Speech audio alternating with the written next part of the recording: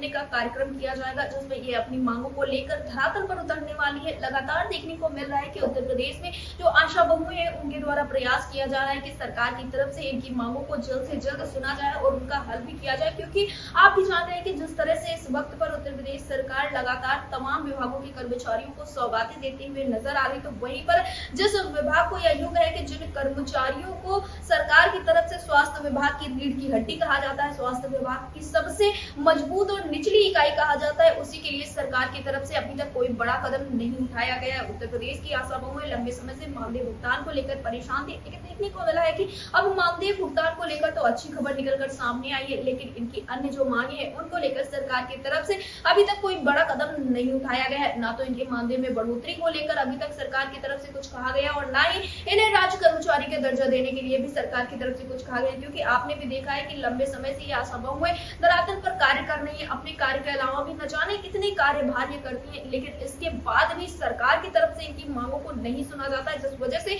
इनके बीच में बेहद नाराजगी देखने को मिल रही है। हाल फिलहाल में देखने को मिला है कि 2 चरण की बैठक राजधानी लखनऊ में हुई है। संगठन एक साथ आए हुए हैं और अपनी मांगों को लेकर अब आवाज बुलंद करते हुए नजर आ रहे हैं। लगातार देखने को मिला था इसके पहले कि अलग अलग संगठन अलग अलग तरीके से अपनी लड़ाई को लड़ते थे, लेकिन अब कई संगठन एक साथ एक बैनर तले आए हैं, अपनी आवाज को अपनी मांगों को सरकार तक पहुंचाने का प्रयास कर रहे हैं। फिलहाल कल जो ज्ञापन पत्र सौंपा जाएगा उसमें क्या कुछ खास होगा, किन मांगों को लेकर यह ज्ञापन पत्र सौंपा जाएगा, इस विषय पर ज्यादा जानकारी देते हुए संगठन के पदाधिकारियों का क्या कुछ कहना है आप भी सुनिए। मीरा जी और रेणु जी, आप दोनों का ही हमारे चैनल अटल टीवी पे बहुत बहुत स्वागत है। धन्यवाद आपका। मीरा जी, जैसा कि देखने को मिल रहा है कि लगातार जो आशा बहुएं उनके द्वारा अपनी आवाज को बुलंद किया जा रहा है, ऐसे में एक दिवसीय ज्ञापन पत्र सौंपने का कार्यक्रम आप लोगों के द्वारा किया जा रहा है। ये कार्यक्रम किस तरह से होगा, ज्ञापन पत्र किसे सौंपा जाएगा?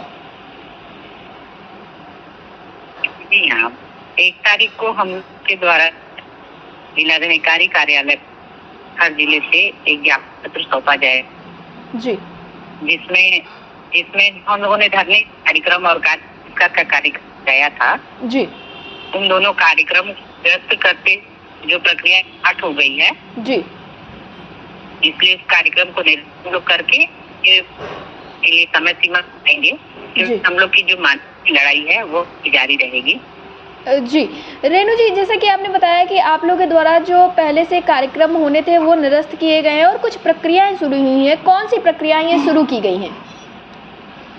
जी, भुगतान की प्रक्रिया हमारे यहाँ हर जिले स्टेट बजट से स्टार्ट किया है जी। लगभग हर जिले में बजट आ चुका है, NHM बजट जगहों पर आ चुके हैं जी। और शेष भी सोमवार मंगलवार करने की बारे में बताया गया है, उच्च अधिकारी द्वारा सूचना मिली है जी कि 2-3 तारीख तक, 5 तारीख तक भुगतान कर दिए गए जी।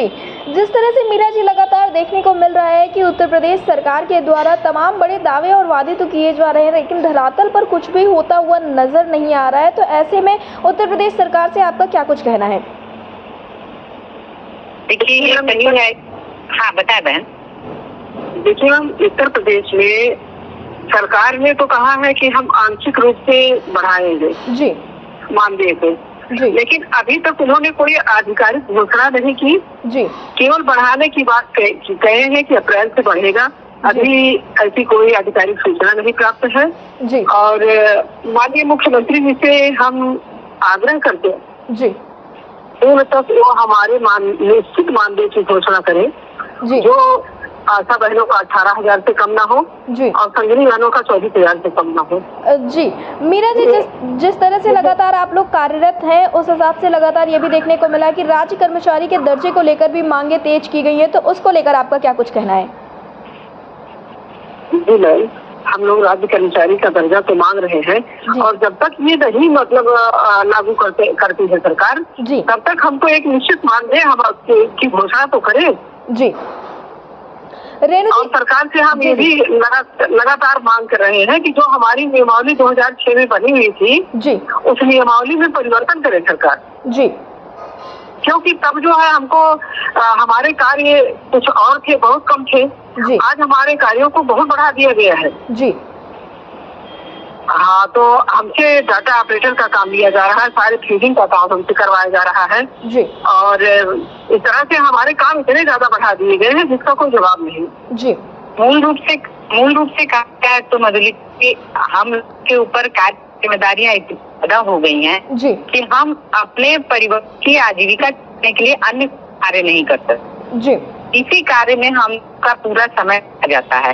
तो हम नियमित करके कर्मचारी घोषित हम लोग का वेतन मान निश्चित करना सरकार को जिम्मेदारी बनती और ये उनको करना चाहिए। जी रेणु जी, आपसे अंतिम सवाल है, जो कल का कार्यक्रम आप लोगों का होने वाला है वो किस हिसाब से होगा, ये तो आपने बता दिया है, लेकिन कल जो पदाधिकारी होंगे वो ज्ञापन पत्र सौंपेंगे तो उन्हें क्या कुछ करना होगा, इस विषय पर आपका क्या कुछ कहना है? आपसे अंतिम सवाल है। देखिए, हर पर जो कार्यक्रम है ज्ञापन पत्र सौंपे जाए, जिसमें इस कार्यक्रम को हम लोगों ने समाप्त किया है। इस बारे में सूचना देने जी हर जिले की जो अपनी समस्याएं होंगी, मूल समस्या उनको रख के आगामी जो रणनीति की 10 तारीख हम लोग उम्मीद करते हैं कि जो सब आएगा इसमें हम लोग माननीय मंत्री जी को घोषणा करें जी, उससे संबंधित ही पत्र सौंपे। जी रेणु जी, एयरटेल टीवी से जुड़ने के लिए धन्यवाद। बहुत बहुत धन्यवाद आपका। धन्यवाद आपका भी।